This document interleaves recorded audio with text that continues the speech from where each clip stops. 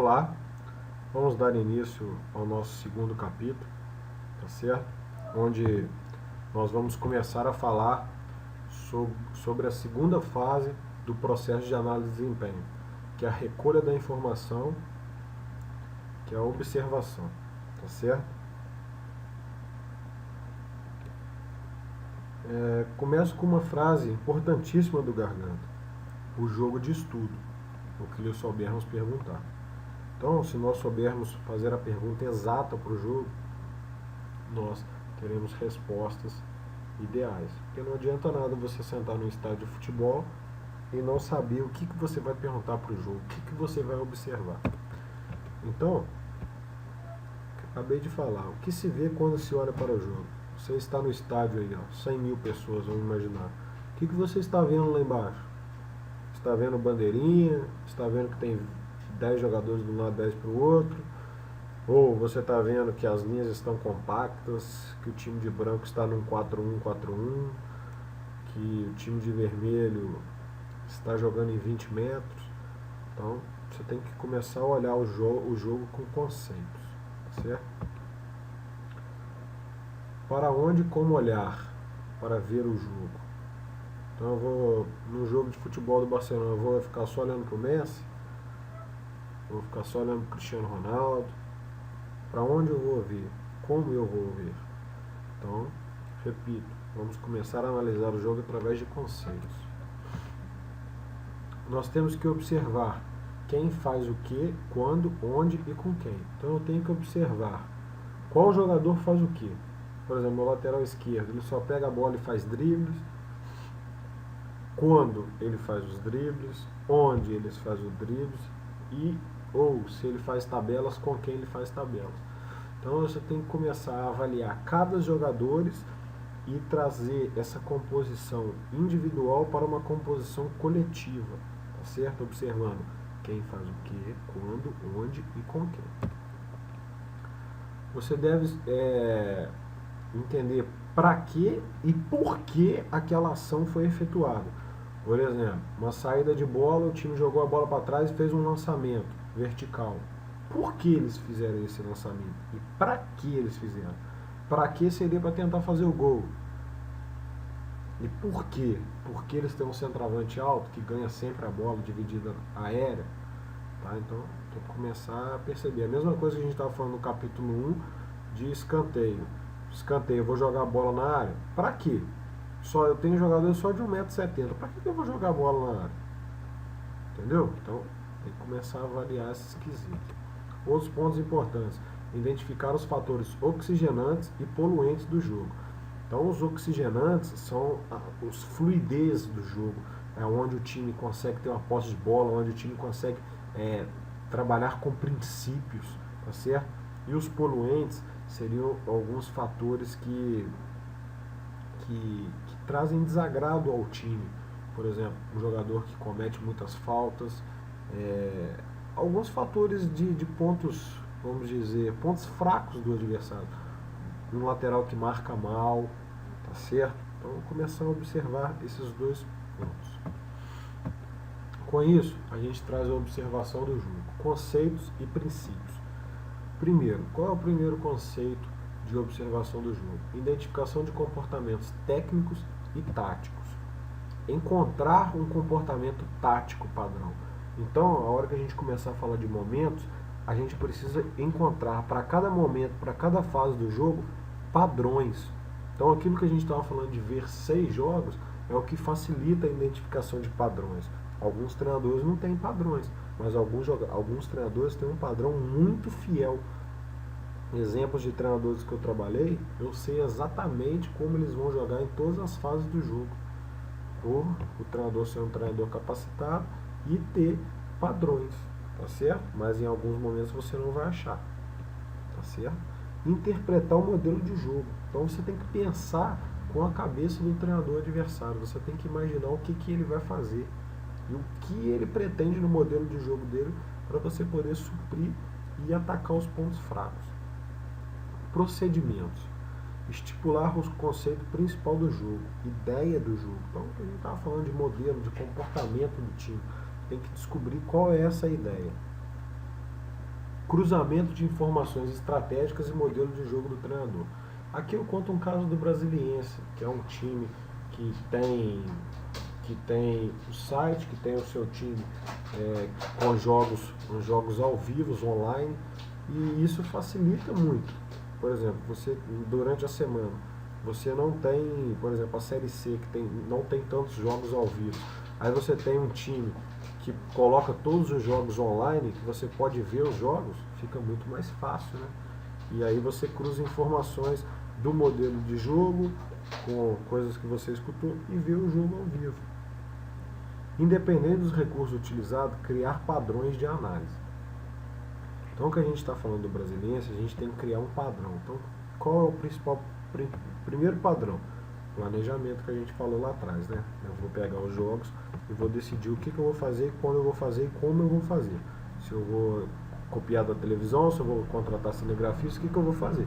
Então você tem que criar padrões, você tem que criar padrões de estar sempre lendo, se você vai ler jornais, rádio, qual é a rádio da cidade, e aqui no caso do Brasiliense você tem a TV deles que colocam os jogos online. Tá? Então crie um padrão de como analisar o adversário, tá certo?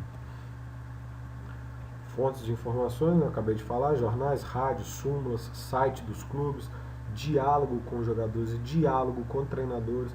Isso daqui vocês vão com o tempo, né? Claro que quando eu comecei eu não tinha essa facilidade. Hoje eu tenho vários amigos jogadores, vários amigos treinadores, então você liga para eles e pergunta: e aí, como é que foi o jogo? Como é que o time adversário jogou? Mas com base, né? Porque, por exemplo, se você ligar para um jogador e falar assim: e aí, como é que o time adversário jogou? Aí ele vai falar: jogaram assim, assim, assim. Não vai falar o que você quer. Então, o que a gente falou ali agora há pouco, você tem que saber fazer a pergunta. Então, geralmente, já vá conversar com o jogador e com o treinador preparados, já com um pré-estudo do time adversário. Então, por exemplo, você chega para o jogador e fala assim: deixa eu te perguntar, com a bola, eles estavam jogando um 4-2-3-1? Aqueles dois meias lá, aqueles dois laterais, e sem a bola, eles estavam fazendo um 4-1-4-1 ou 4-4-2? Eu vi eles fazendo um 4-4-2, como é que eles fizeram com vocês?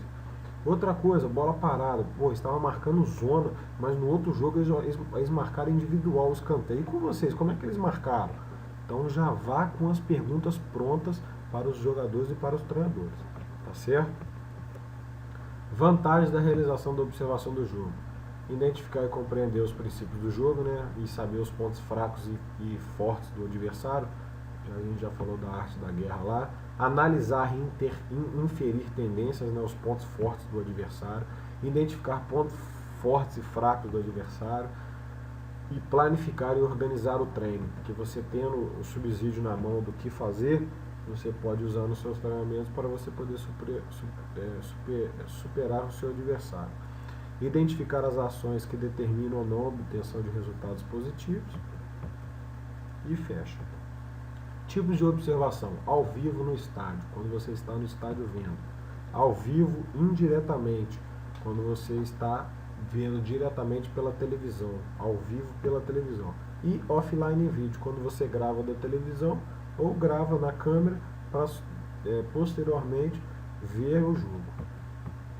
Técnicas de observação, registro manual, relatório desenvolvido pela CDD. Então, por exemplo, eu e o meu amigo de trabalho, Luiz Fernando, nós temos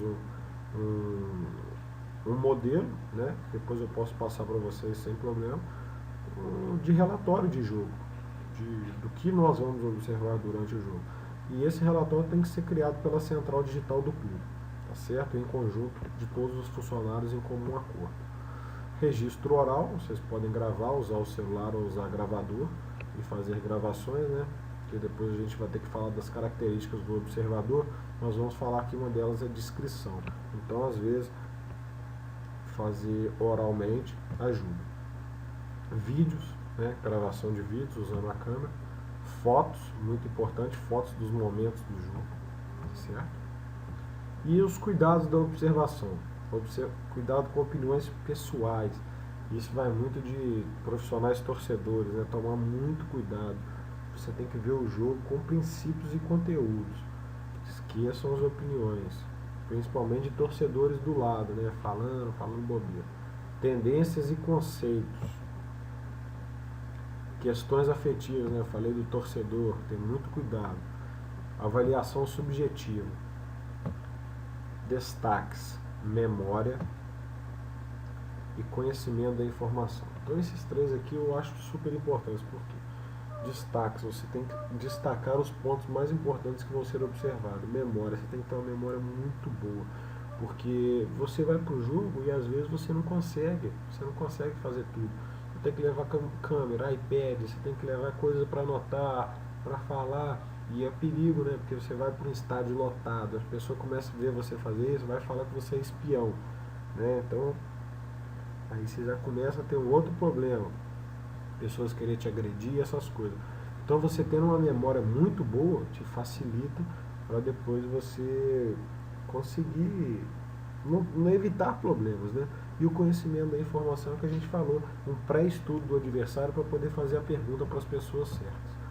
Características do observador, né? Eu já estava falando de memória, vai entrar aqui de novo. Atenção, informado, especialista em futebol, saber questões tática, técnica, fisiológica, psicológica. A gente está falando do analista, ele tem que ser um especialista. Manuseio de softwares informáticos, perfil semelhante a de um treinador. Ele tem que saber treino, tem que saber tudo que um treinador faz. Conhecimento e experiência de treinos, ele vai ter que dar a opinião de treino para o treinador, como é que ele vai falar? Ele tem que conhecer, então ele tem que saber dar o treino.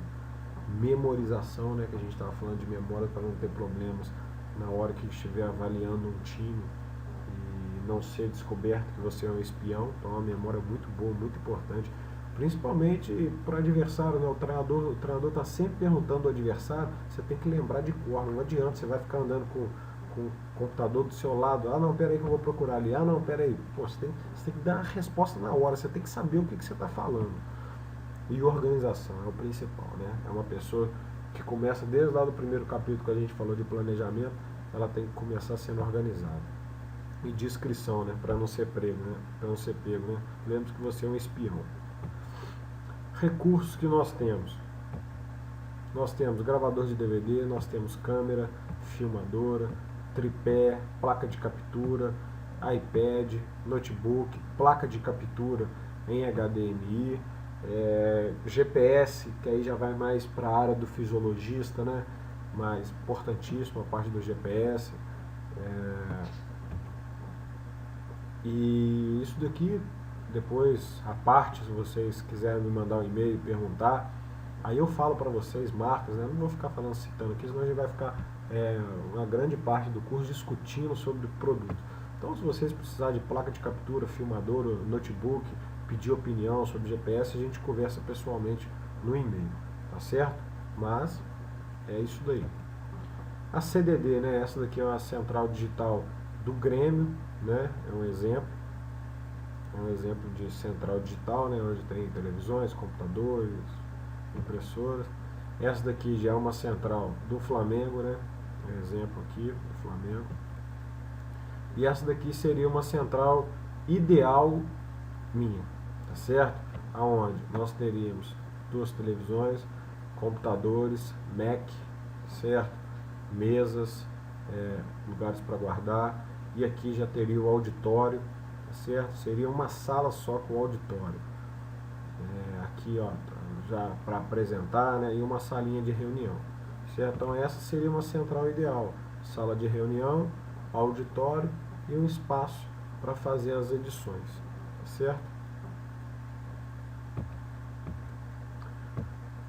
Projeto.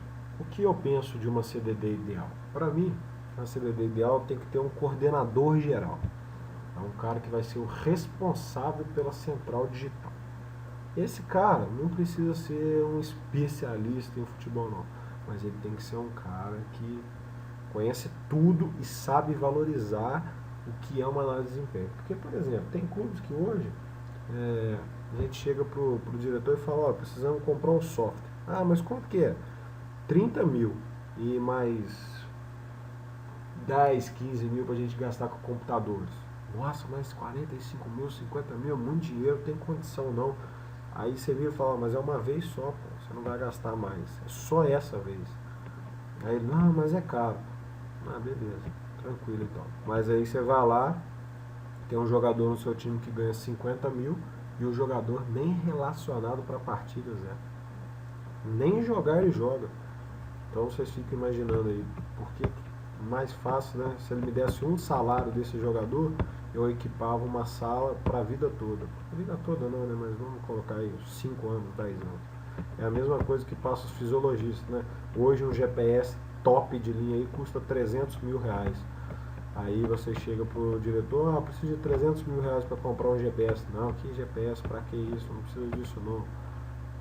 Aí ele tem um jogador de 50 mil reais que não joga. Então é muito complicado, certo? Então esse coordenador precisa ser um cara de muito mente aberta. Aí nós dividiríamos a central em duas partes. Primeira parte da central, captação. Vamos cuidar da base, tá certo? Na captação nós teríamos supervisores zonais. Então seriam supervisores das categorias. Supervisores que cuidariam do sub-17, do sub-15, do sub-20, do sub-13, seriam divididos. Nós teríamos observadores, tanto do clube quanto observadores internos.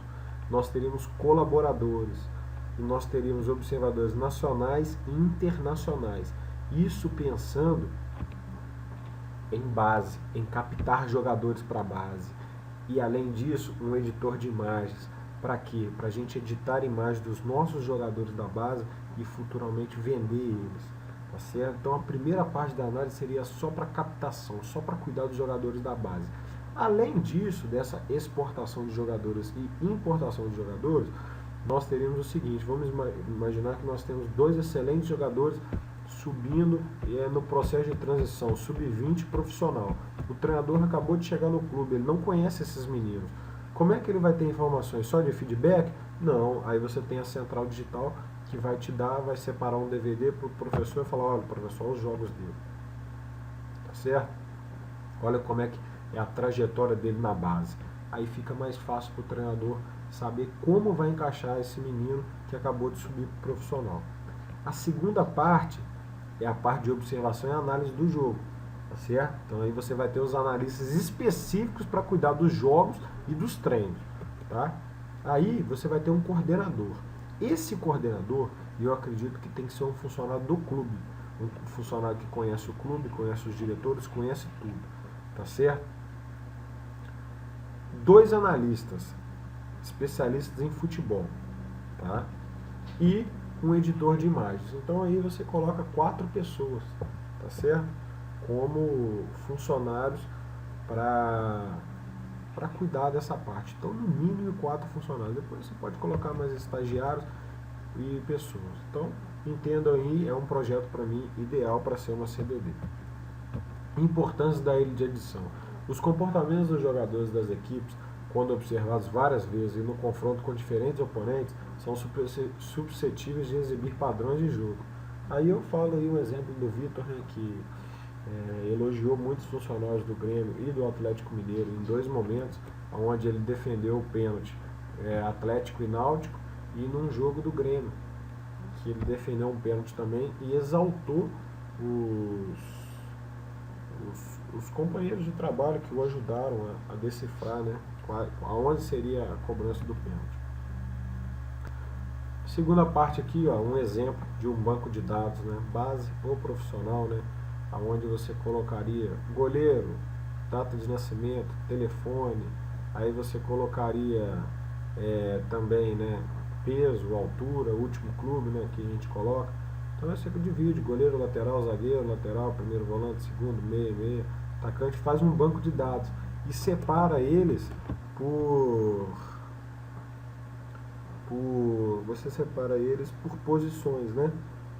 E aqui também é a mesma coisa, goleiros, zagueiros, laterais, certo? E separar, desculpa, eu esqueci de falar, separar por níveis competitivos, por exemplo. Um banco de dados desse para a Série A, um banco de dados desse para a Série B, um banco de dados desse para a Série C, um banco de dados desse para a Série D, para que cada hora você pode estar numa série e você saber qual jogador pode jogar em qual nível competitivo, tá bom? O processo de análise do jogo e sua interação com a performance. Então, o que acontece? Análise do jogo, observamos o jogo, tá certo? Passamos para a planificação, onde nós vamos realizar o treino. No treino, nós vamos para o jogo. E do jogo, nós vamos observar o jogo de novo. Então, vocês estão vendo que é um ciclo, né? Observo o jogo, analiso o jogo, planifico, jogo para o treino, melhoro a performance e vou para o jogo. Tá certo? Aí o que a gente estava falando no planejamento, né, sobre a ajuda do analista de desempenho no dia do jogo, ele vai funcionar como um auxiliar técnico, né? Por quê?